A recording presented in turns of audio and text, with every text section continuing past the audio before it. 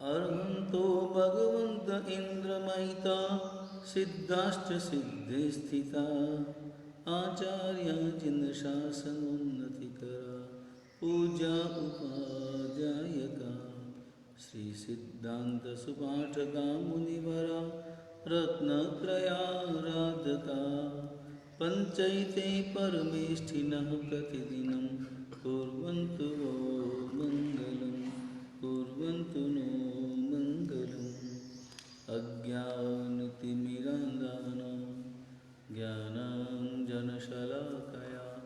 नेत्रमुन्मीलितं येन तस्मै श्रीगुरवे नमः तस्मै सद्गुरवे नमः।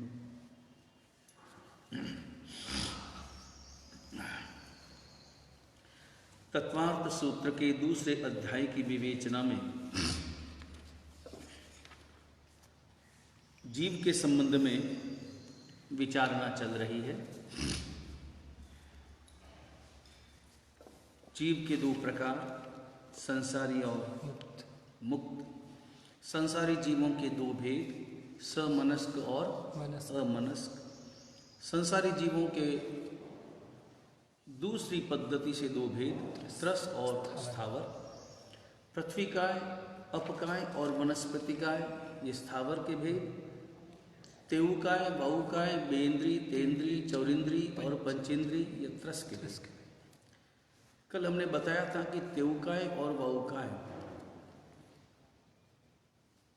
ये स्थावर नाम कर्म के परिणाम स्वरूप स्थावर हैं, लेकिन केवल गतिशीलता के कारण से इन्हें त्रस कहा है। उसके बाद में इंद्रियां कितनी हैं उसके बारे में स्पष्टता हुई। उसके बाद में इंद्रियों के दो भेद, और ये विषय अभी चल रहा है। दो प्रकार की इंद्रियां हैं, एक द्रव्येंद्रिय और एक भावेंद्रिय। अब उसमें द्रव्येंद्रिय के भेद जो हैं वो भी बताए कल, निर्वृत्ति और उपकरण। ये कल समझाया था। निर्वृत्ति किसको कहते हैं? निर्वृत्ति यानी आकार, बाह्य आकार। जो एक बाह्य आकार विशिष्ट जो रचना है वह निर्वृत्ति कहलाती है, बराबर। और उपकरण, उपकरण यानी पौद्गलिक शक्ति, सूक्ष्म पौद्गलिक शक्ति जो निर्वृत्ति द्रव्येंद्रिय के अंदर रहती है, उसको हम उपकरण इंद्रिय कहेंगे। जैसे उदाहरण के लिए ये कान है, बाह्य हिस्सा जो नजर आ रहा है वो क्या है? वो निर्वृत्ति द्रव्येंद्रिय है। और इसी कान में, इसी कान के भीतर जो पौद्गलिक शक्ति है वो शक्ति क्या कहलाती है? उपकरण, उपकरण इंद्रिय। आ जाओ मुन्ना, हाँ आ जाओ, मयूखपुरम आ जाओ, बराबर। तो ये समझ में आ गया। अब यहाँ पर निर्वृत्ति जो इंद्रिय है, द्रव्येंद्रिय है, इसके भी दो भेद बताते हैं। निर्वृत्ति के भी दो भेद, निर्वृत्ति के दो भेद। कौन से दो भेद? एक बाह्य और एक आभ्यंतर।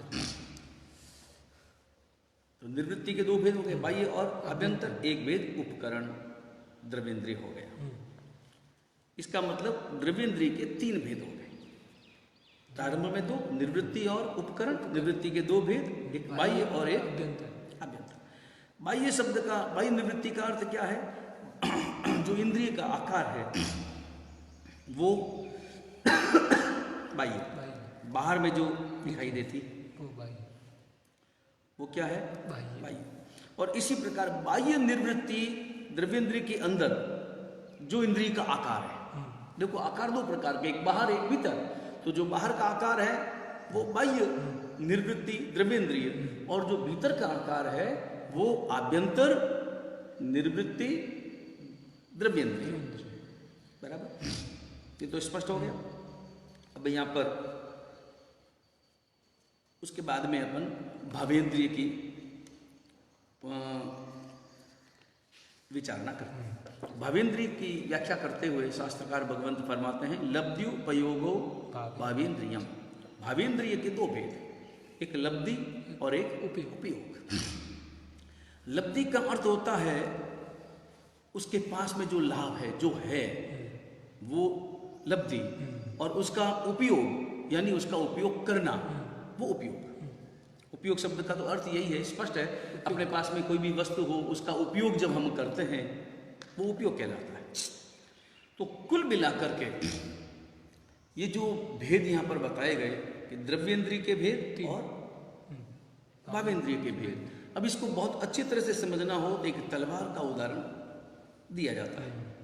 जैसे तलवार है, एक तलवार, बराबर, तलवार है वो बाह्य निर्वृत्ति द्रव्येंद्रिय है।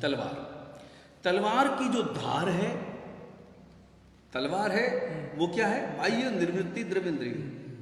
तलवार की जो धार है वो आभ्यंतर निर्वृत्ति द्रव्येंद्रिय, बराबर। अब धार में जो शक्ति है, धार में जो काटने की शक्ति है, वो जो शक्ति है, उस शक्ति को कहेंगे उपकरण द्रव्येंद्रिय। फिर खाली तलवार से काम नहीं, तलवार को चलाने की जो कला है, वो लब्धि। तलवार को चलाने की जो कला है, वो क्या है? लब्धि। और उस तलवार को चलाने की जो कला है, उस कला का जो उपयोग किया जाता है, वो उपयोग, उसका जो उपयोग करना। देखो, लब्धि और उपयोग में थोड़ा सा अंतर है। लब्धि का अर्थ होता है, जैसे मान लो मेरे पास में ज्ञान है, बराबर, ज्ञान है, लेकिन मैं क्या उस ज्ञान का संपूर्ण उपयोग करता हूँ? कोई भी व्यक्ति क्षयोपशम से, ज्ञानावरणी कर्म के क्षयोपशम से जो भी ज्ञान शक्ति प्राप्त है किसी भी व्यक्ति के पास में, क्या वो व्यक्ति अपने ज्ञान का संपूर्ण उपयोग करता है? नहीं करता, कभी नहीं करता, कर ही नहीं सकता। हर समय, वो भी प्रति समय, सवाल ही पैदा नहीं होता। कभी कम करता है, कभी ज्यादा करता है, कभी नहीं करता। निद्राधीन हो गया, नहीं करता। अन्य मनस्क हो गया, नहीं करता। या अन्य मनस्क होकर सामान्य उपयोग करता है, लेकिन अपनी ज्ञान शक्ति का संपूर्ण उपयोग नहीं करता। ऐसी लब्धि और ऐसी उपयोग। लब्धि यानी उसके पास में जो शक्ति है वो, और उपयोग यानी उसका उपयोग कितना करता है, वो उसका उपयोग। यहाँ पर एक उदाहरण भी दिया जाता है, जैसे मान लो किसी भी व्यक्ति के पास में 1 करोड़ रुपया है। 1 करोड़ रुपया है तो व्यापार में कितना लगाएगा वो व्यापार करना चाहता है बिना उधार लिए। देखो, उधार ला करके लगा दे तो बात एक अलग है कि उसके पास में कुछ भी नहीं है और उधार लेकर के लगा दे, वो बात अलग है। मगर खुद के अगर 1 करोड़ रुपए है तो वो व्यापार में कितना लगाएगा? 20 लाख लगाएगा, 40 लाख लगाएगा, 50 लाख लगाएगा। बाकी सब तो नहीं लगाता, सब हाँ थोड़ा तो रखता ही है ना। तो वो 1 करोड़ रुपया जो है वो है लब्धि, और 50 लाख उसने व्यापार में लगाया, वो है उपयोग। वो क्या है? उपयोग। तो इस प्रकार ये इंद्रियों के दोनों भेद समझ में आ गए। कुल मिलाकर के 5 भेद हो गए। हाँ, द्रव्येंद्रिय, भावेंद्रिय। द्रव्येंद्रिय के 2 भेद और भावेंद्रिय के भी 2 भेद। द्रव्येंद्रिय के 2 भेद निवृत्ति और उपकरण, भावेंद्रिय के 2 भेद लब्धि और उपयोग, निवृत्ति के 2 भेद बाह्य और आभ्यंतर। इस प्रकार कुल मिलाकर ये इंद्रियों की व्याख्या।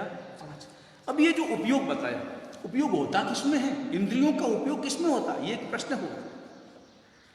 लब्धि है, उपयोग है। अब ये उपयोग जो है वे होता किसमें है? तब अगला सूत्र फरमाते हैं कि उपयोग स्पर्शादिषु। स्पर्श इत्यादि, स्पर्शन इत्यादि, इनमें भावेंद्रिय रूप जो उपयोग है इन विषयों में वह प्रवर्तित होता है। उपयोग उसमें गतिमान होता है। किसमें? भावेंद्रिय। भावेंद्रिय रूप उपयोग, उपयोग जो है वो क्या है? भावेंद्रिय है। तो भावेंद्रिय रूप उपयोग जो है वो स्पर्शन इत्यादि में होता है। हाँ, उसमें उसका वो गतिमान उसमें होता है, बराबर। कैसे? स्पर्शन इत्यादि, जैसे 5 इंद्रियों के जो विषय है उनमें, जैसे स्पर्शनेंद्रिय है, उसका उपयोग किसमें होगा? स्पर्शन में होगा। रसनेंद्रिय है, उसका उपयोग किसमें होगा? रसन में होगा, बराबर। इसी प्रकार घ्राणेंद्रिय है, उसका उपयोग किसमें होगा? सुगंध में होगा। चक्षु इंद्रिय है, उसका उपयोग किसमें होगा? रूप में, वर्ण में होगा। और श्रोत्रेंद्रिय है उसका उपयोग किसमें होगा? शब्द में होगा, उसका उपयोग शब्द में होगा, बराबर। तो शब्द वर्ण गंध रस और स्पर्श, ये जो है वो इन भावेंद्रिय का उपयोग है, इसमें उपयोग प्रवर्तित होता है, बराबर। शक्ति अलग अलग है, कितना किसमें कितना उपयोग होता है वो उपयोग अलग है। हम कितनी दूर देख सकते हैं, कितनी नज़दीक से देख सकते हैं, कितनी दूर से देख सकते हैं, बराबर। ये विषय अलग है मगर अलग अलग। अब यहाँ पर इंद्रियों की जब चर्चा चली तो इंद्रियों के नाम क्या है वो तो बताओ। इंद्रियों के नाम, तो उसके लिए अगला सूत्र है स्पर्शन रसन घ्राण चक्षु श्रोत्राणि। स्पर्शन रसन घ्राण चक्षु और श्रोत्र, ये 5 इंद्रियों के क्रमशः नाम है। क्रमशः 1 2, 1 का मतलब होता है स्पर्शन। जितने भी एकेंद्रिय जीव हैं उनके पास में केवल और केवल स्पर्शन इंद्रिय ही है। जो 2 इंद्रिय है उसमें स्पर्शन भी है और दूसरे नंबर की इंद्रिय रसन वो भी है। ये 2 जिसके पास में है वो 2 इंद्रिय जीव वाले कहलाते हैं। स्पर्शन रसन और घ्राण, ये 3 इंद्रियां जिनके पास में है वो तेंद्रिय जीव कहलाते हैं।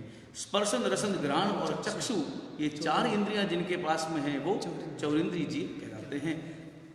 और स्पर्शन रसन घ्राण चक्षु और श्रोत्र, ये 5 जिनके पास में वो पंचेंद्रिय कहलाते हैं। इस प्रकार 5 इंद्रियां सांख्य दर्शन में, अपने यहाँ पर जैन दर्शन में ये 5 इंद्रियां कही गई है।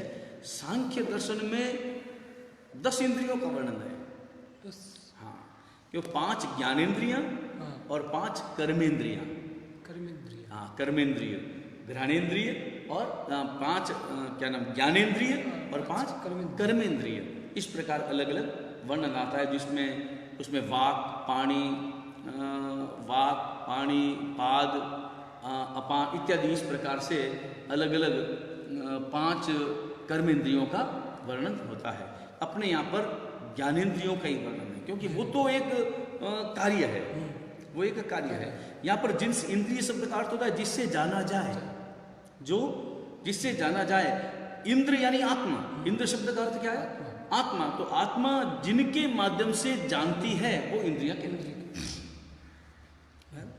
तो ये 5 इंद्रियों का वर्णन हुआ। अब इन 5 इंद्रियों के विषय क्या है?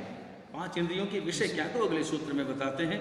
स्पर्श रस गंध वर्ण शब्दास्तेषां अर्थाः।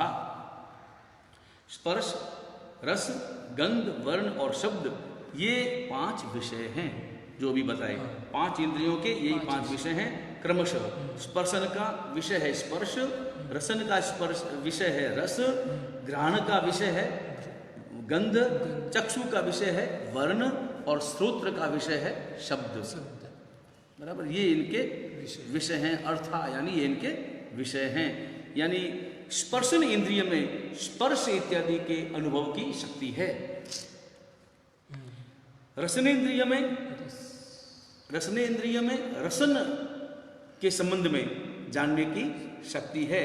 इस प्रकार इन इंद्रियों से अपने अपने विषय का बोध, अपने अपने विषय का बोध प्राप्त होता है। हालांकि अब अलग अलग नहीं, स्पर्शनेन्द्रिय से स्पर्श का ही अनुभव होगा। कोई स्पर्शनेन्द्रिय से स्वाद का अनुभव नहीं हो सकता, स्पर्शनेन्द्रिय से गंध का अनुभव नहीं हो सकता, वर्ण का शब्द का अनुभव नहीं हो सकता। किसी भी इंद्रिय से अपने अपने विषय का ही अनुभव हो सकता है। अपने विषय के अतिरिक्त जो विषय हैं उनकी विषयों का अनुभव अन्य अन्य इंद्रियों के माध्यम से नहीं प्राप्त किया जा सकता। कान से सूंघा नहीं जा सकता, नाक से देखा नहीं जा सकता और आंख से सुना नहीं जा सकता। सवाल ही पैदा नहीं होता। अपना अपना विषय है। आंख का विषय इतना ही है वर्ण रूप देखना, बस। इसके सिवाय उसका दूसरा कोई विषय नहीं है, उसका विषय केवल वर्ण है। इसी प्रकार श्रोत्र का जो विषय है वो केवल शब्द है, अन्य कोई विषय उसका नहीं है। अन्य जो भी है, स्पर्शन है, स्पर्श है या रस है या गंध है या वर्ण है, वो इसका विषय नहीं है। बराबर, अन्य विषय का ज्ञान नहीं हो सकता। अब यहाँ पर प्रश्न आया कि 5 इंद्रियों का बोध तो आपने बताया, 5 इंद्रियों की बात चली, वो समझ में आया। मन के विषय में भी जानना चाहिए कि मन का विषय क्या है।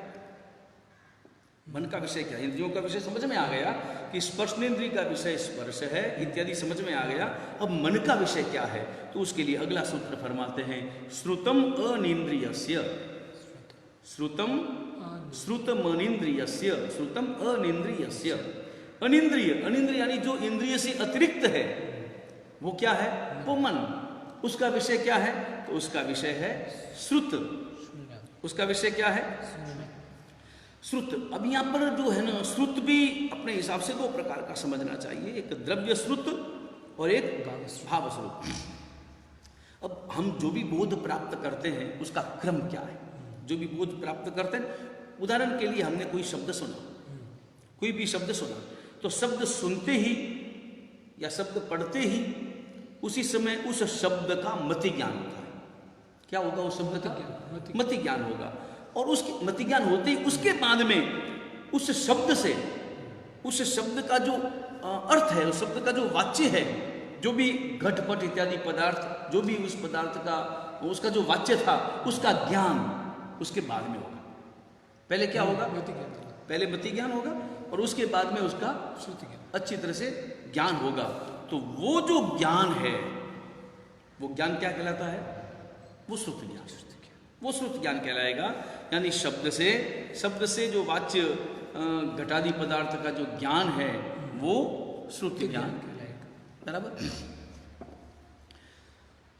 शब्द ज्ञान से शब्द के वाच्य घट इत्यादि पदार्थों का ज्ञान होता है। उसी प्रकार घट आदि पदार्थों के ज्ञान से घट आदि पदार्थ के वाचक शब्द का ज्ञान भी होता है। दोनों, शब्द से घट का ज्ञान और घट से शब्द का ज्ञान, दोनों ही बातें। जैसे किसने कहा घड़ा, तो तुरंत घड़े का बोध हो गया, लेकिन जो ही घड़ा देखा तो ही घट इस शब्द का भी बोध हो गया, इस शब्द का भी बोध हो जाता है। बराबर? तो ये जो ज्ञान है, ये ज्ञान क्या कहलाता है? ये ज्ञान श्रुत ज्ञान कहलाता है। और ये श्रुत ज्ञान जो है वो मुख्य रूप से किससे होता है? ये श्रुत ज्ञान में मुख्य भूमिका किसकी होती है? इस श्रुत ज्ञान में मुख्य भूमिका मन की होती है। बराबर? ये भूमिका विशेष रूप से इसमें मन की भूमिका स्पष्ट रूप से होती है। जिस प्रकार स्पर्श आदि विषय का मति ज्ञान करने में इंद्रिय की और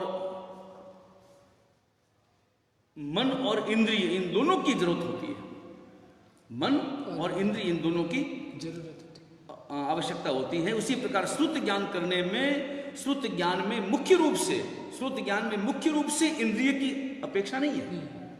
श्रुत ज्ञान में मुख्य रूप से इंद्रिय की अपेक्षा नहीं है, क्योंकि जो ही हम शब्द सुनते हैं तो उसके बाद में मन संबंधी जो मन संबंधी जो भी क्रियाएं हैं, व्यापार है, मन का व्यापार, अवग्रह इत्यादि, वो बाद में प्रारंभ होता है। और वो अवग्रह इत्यादि जो भी है वो क्या है? वो श्रुत ज्ञान है। और श्रुत ज्ञान में स्वाभाविक रूप से मन की मुख्यता है। बराबर? तो ये 5 इंद्रियों के विषय बताए, उसके बाद में मन का विषय बताए। अब यहां पर आगे किस जीव में कितनी इंद्रियां हैं वो यहां पर बता रहे हैं। अगला सूत्र है वायवंता नामेकम। हाँ, अब इसमें आपको पूर्व सूत्र ध्यान देना होगा। पहले 2 सूत्र आए, पृथ्वी वनस्पतय स्थावरा तेजो वायु द्विंद्रियादयश्च रस। यहाँ तेजो वायु, तो वायु पर्यंत, यानी पृथ्वी से लेकर के वायु पर्यंत ये जितनी भी हैं वो एक इंद्रिय वाली है। वायु अंतानाम एकम, वायु तक, वायु पर्यंत ये जो पृथ्वी का है, अप का है, तेव और वायु है, उसमें कितनी इंद्रियां हैं? केवल एक इंद्रिय है। और एक इंद्रिय है तो कौन सी इंद्रिय है? स्पर्श। हाँ, केवल स्पर्श ही है। ये खास ध्यान देने की बात है कि जब भी एक होगी वो स्पर्शेंद्रिय ही होगी। और जो ही किसी जीव के पास में रसनेन्द्रिय है तो समझ लेना कि स्पर्शेंद्रिय तो है ही। किसी के पास में, किसी जीव के पास में अगर श्रोतेंद्रिय है तो समझ लेना चाहिए कि स्पर्शेंद्रिय, रसनेन्द्रिय, घ्राणेन्द्रिय और चक्षु इंद्रिय है ही। बराबर? उत्तरोत्तर पर वाली इंद्रिय जिसके पास में है उसके पास में पूर्व वाली इंद्रिय है ही। तो पृथ्वी काय, अपकाय, तेवकाय और वायुकाय को एक इंद्रिय है। इनमें क्या पास में केवल और केवल एक ही इंद्रिय है। मैंने कल बताया था कि भाई अपने जिन आगम में तो वनस्पति काय में जीव माना है, लेकिन साथ साथ में सनातन धर्म के शास्त्र में भी वनस्पति काय को जीव माना है, और उसका उदाहरण छांदोग्य उपनिषद में प्राप्त होता है। छांदोग्य उपनिषद में एक उद्दालक ऋषि का वर्णन मिलता है, और वो उद्दालक ऋषि अपने पुत्र से वो कहता है कि वृक्षों में भी जीव है। वृक्षों के संबंध में जब चर्चा चलती है तो वो वहाँ ऋषि, उद्दालक ऋषि, वो कहता है कि वनस्पति में भी जीव हैं।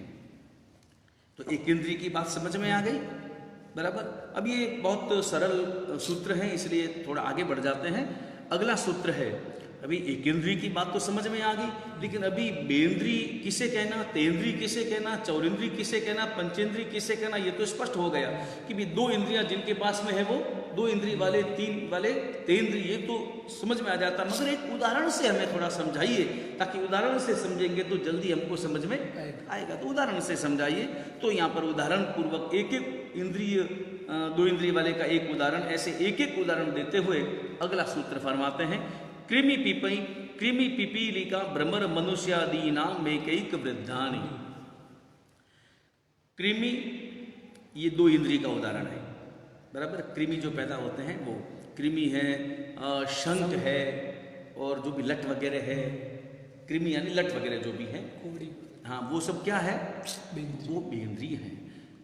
पिपीलिका, पिपीलिका यानी चींटी, हाँ, कीड़ी, और मारवाड़ी में बोलो कीड़ी। पिपीलिका यानी चींटी, चींटी, मकोड़ा इत्यादि जो भी है वो क्या है, हाँ, वो तेंद्रिय है। ये जो लकड़ी में उधई लगती है ना, उधई लगती है, वो लकड़ी का कीड़ा उधई, वो भी तेंद्रिय में आता है। हाँ, वो उसकी गणना भी तेंद्रिय में है, वो तेंद्रिय जीव है, बराबर। उसके बाद में उदाहरण दिया कृमि पिपीलिका भ्रमर, भ्रमर यानी भौरा। तो भौरे के साथ साथ भौरा है, मक्खी है, मच्छर है, बराबर, इत्यादि, बिच्छू है, बिच्छू है, पतंगिए हैं, ये सब क्या है, ये चौरिंद्रिय के उदाहरण है, बराबर। इनके चार इंद्रियां होती हैं। और मनुष्य, मनुष्य में कितनी इंद्रियां हैं, 5 इंद्रियां हैं, बराबर। इसमें देव भी आगे, देव में भी पंचेंद्रिय है, देव भी पंचेंद्रिय है, 5 इंद्रियों वाले हैं देव। और नरक में रहने वाले जो नारकी जीव हैं वो भी पंचेंद्रिय हैं। इसी प्रकार मनुष्य जो हैं वो भी पंचेंद्रिय हैं। इसी प्रकार पशु, पक्षी, जलचर इत्यादि जो त्रियंच जीव हैं उनके भी कितनी इंद्रियां होती है, उनमें भी 5 इंद्रियां होती हैं, बराबर। अब यहाँ पर एक है जलचर सभी जीव हैं, मछली वगैरह, पंचेंद्रिय,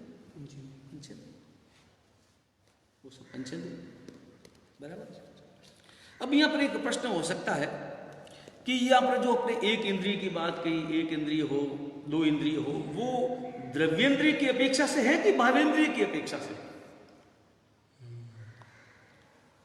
बराबर। तो अब यहाँ पर इसका उत्तर है कि भाई ये जो व्यवहार अपने यहाँ पर एक इंद्रिय, बेंद्रिय, तेंद्रिय, चौरेंद्रिय, पंचेंद्रिय का चलता है वो द्रव्येंद्रिय की अपेक्षा से है। क्यों? क्योंकि भावेंद्रियां तो सभी जीवों में 5 होती है, सभी जीवों में 5 होती है, शक्ति है, उपकरण नहीं है।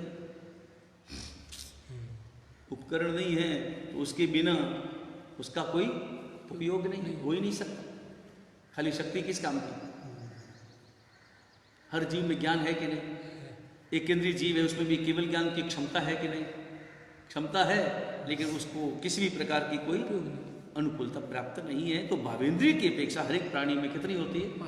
5 होती है। ऐसा विशेषावश्यक भाष्य में स्पष्ट रूप से लिखा है, बराबर। लेकिन द्रव्य इंद्रिय के अभाव में इंद्रिय के विषय का ज्ञान, इंद्रिय के विषय का ज्ञान नहीं हो सकता द्रव्य इंद्रिय के अभाव में। इसलिए यहाँ पर जो एकेंद्रिय, बेंद्रिय, तेंद्रिय, चौरिंद्रिय इत्यादि का जो वर्णन है वो किस आधार पर है? वो द्रव्येंद्रिय के आधार पर है। बराबर समझ में आ गया। अब अगला सूत्र लेते हैं। अब यहाँ पर आपने बताया था कि समनस्का मनस्का, ये सूत्र आया था, समनस्का मनस्का, समनस्क भी है और अमनस्क भी है। तो समनस्क को क्या कहना और अमनस्क को क्या कहना, कौन जीव है समनस्क और कौन जीव है अमनस्क, तो उसके बारे में स्पष्टता करते हैं कि संगीनः समनस्का, जो संगी जीव हैं वो मन वाले होते हैं। जो संगी जीव है वो मन वाले होते हैं। या ये पहले भी बता दिया गया था कि जिनके पास में मन है वो संगी जीव कहलाते हैं, और जिनके पास में मन नहीं है वो संज्ञा बिना के जो जीव होते हैं वो असंगी होते हैं। बराबर।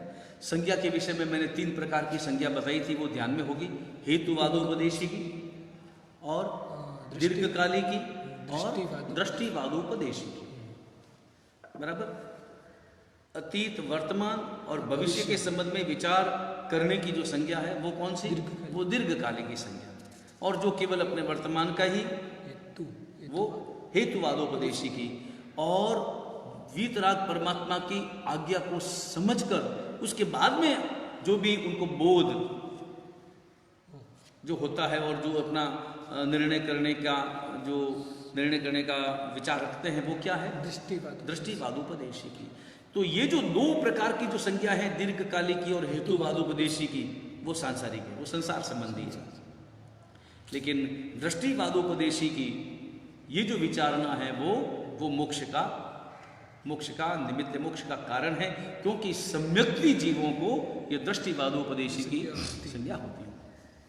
और जो सम्यक्ति हैं वो स्वाभाविक रूप से उनके हृदय में मोक्ष मार्ग का भाव वो सबसे पहले उनके हृदय में रहता है। इसलिए ये जो संज्ञा है वही संज्ञा अपने आप में सबसे ऊंची, सबसे सर्वोत्कृष्ट जो है वो संज्ञा मानी जा सकती है। बराबर। तो ये समझ में आ गया कि कौन, अब यहाँ पर कौन से प्राणी मन वाले हैं और कौन से प्राणी बिना मन वाले हैं। तो वो उसके संबंध में एकेंद्रीय जो है वो क्या है, वो संपूर्ण रूप से बिना उनके सवाल ही नहीं, असंगी है। बराबर। वो सब जीव जो है वो क्या है, बेंद्री, तेंद्री, चौरिंद्री और असंगी पंचेंद्री, वो भी क्या है, असंगी। वो बिल्कुल असंगी है। हालांकि उन जीवों में बेंद्री, तेंद्री, चौरिंद्री और असंगी पंचेंद्री, इनमें हेतुवादोपदेशी की संज्ञा होती है। हेतुवादोपदेशी की संज्ञा यानी वो केवल, जैसे बेंद्री तेंद्री जीव देख लो तुम, वो थोड़ा सा भी वर्तमान का विचार करके उनको भय लगता है, या धूप में रखो तो तुरंत वो छाया की ओर जाते हैं। तो ये सब क्या है, हेतुवादोपदेशी की संज्ञा है। लेकिन उनके पास में दीर्घकाली की संज्ञा नहीं होती। और यहाँ जो विचार किया जाता है वो किस अपेक्षा से किया जाता है, दीर्घकाली की संज्ञा की अपेक्षा से। तो बेंद्री से लेकर के असंगी पंचेंद्री तक के जीवों में हेतुवादोपदेशी की संज्ञा होती है। और जबकि एकेंद्रीय जीव जो है, एकेंद्रीय जीवों में तीनों में से कोई भी संज्ञा, न हेतुवादोपदेशी की संज्ञा है, न उनके पास में दीर्घकाली की संज्ञा है, और न उनके पास में दृष्टिवादोपदेशी की संज्ञा होती है। इसका अर्थ ये हुआ कि एकेंद्रीय, बेंद्रीय, तेंद्रीय, चौरिंद्रीय और असंगी पंचेंद्रीय, ये सब जीव जो भी हैं वो असंगी होते हैं, बिना मन के होते हैं। इनके पास में कोई मन नहीं होता। और जबकि गर्भज मनुष्य और त्रियंच, गर्भज मनुष्य और त्रियंच और देव और नारक, ये सब संगी होते हैं। बराबर। ये सब संगी होते हैं। और जो सम्यक दृष्टि जीव है उनके पास में दृष्टिवादोपदेशी की संज्ञा होती है। और सिद्ध भगवंत जो है वो, उनके पास में तो कोई मन नहीं होता। हाँ, उनके पास में मन होता ही नहीं। समझ में आ गया। तो अब यहाँ पर ये जो विषय चल रहा है वो अपने यहाँ पर 5 इंद्रियों से संबंधित वर्तमान में चल रहा है। अब यहाँ पर नया विषय प्रारंभ हो रहा है। इसी दूसरे अध्याय का नया विषय प्रारंभ होता है कि अब यहाँ से जब कोई जीव यहाँ से मृत्यु को प्राप्त करता है, जब भी जीव मृत्यु को प्राप्त करेगा और यहाँ से परभव की ओर प्रस्थान करेगा, तो परभव में जब जाएगा तब उसमें कौन सा योग होता है, परभव में योग कौन सा होता है, बराबर। और परभव में जाने की गति है ना, एक बार अच्छी तरह से समझ लो, परभव में जाने की जो गति है वो दो प्रकार की गति है, एक वक्र गति है और एक ऋजु गति है। ऋजु गति यानी सीधी गति, वक्र गति यानी जिसमें मोड़ हो। देखो जाएगा तो हमेशा जीव जो भी गमन करता है वो सीधा ही गमन करता है, वो कभी भी क्रॉस में नहीं जाता, सीधा ही चलेगा, बराबर। अब इसको नक्शे से समझो तो बिल्कुल यूं सीधा जाएगा। अब जैसे मान लो एक जीव यहाँ है और उसे उत्पन्न होना है यहाँ, तो ऐसे ऐसे टेढ़ा होकर के नहीं जाएगा, क्रॉस में नहीं जाएगा, वो यूं जाएगा फिर यूं जाएगा। इसको कहेंगे विग्रह गति। इसको क्या कहेंगे? विग्रह गति। ये वक्र गति है, बराबर। ऋजु गति सीधी सीधी जो होगी। मोक्ष में जो भी जीव जाता है उनकी गति कौन सी होती है? ऋजु गति, वो सीधी, क्योंकि मोक्ष हमेशा ऊपर ही है, हमारे ठीक सिर के ऊपर मोक्ष है। कोई भी जीव कहीं पर भी हो, अमेरिका हो कि कहीं पर भी हो, ठीक ऊपर सिद्धशिला है, इसलिए उसको सीधा ही जाना है। मगर जन्म लेने के लिए, अन्यत्र जन्म लेने के लिए वो अगर इधर उधर हो अन्य दिशा वगैरह में, तो उसे वक्र गति का सहारा लेना होता है। तो एक ऐसे जाएगा तो कितने मोड़ हुए? एक मोड़ हुआ। कभी कभी यूं यूं और यूं जाना पड़ता है। इस प्रकार की भी स्थितियां होती है, क्योंकि जो लोग है ना वो लंबा चौड़ा थोड़ी, लंबा चौड़ा, लंबाई भी है, चौड़ाई भी है और गहराई भी है, तो उसे उस हिसाब से गति करनी पड़ती है। तो वो जो गति है वो गति कौन सी कहलाती है? विग्रह गति कहलाती है। अब यहां पर प्रश्न है कि विग्रह गति में योग कौन सा होता है? विग्रह गति में योग कौन सा होता है? तो उसकी यहां पर अभी विचारना चल रही है कि विग्रह गतौ कर्म योगः। विग्रह गति में यानी दूसरे भव में जब जाता है आत्मा, और तब जो वक्र गति होती है तो उस गति में कार्मण काय योग होता है। कर्म योग यानी कार्मण काय योग होता है, बराबर। अब इसकी विवेचना अपन कल वाचना में करेंगे। आज का समय पूरा हुआ है। वीतराग परमात्मा की आज्ञा विरुद्ध कुछ भी कहा गया हो मिच्छामि दुक्कडम। सर्व मंगल मांगल्यम सर्व कल्याण कारणम वदानम सर्व धर्माणाम जैनम जयति शासनम।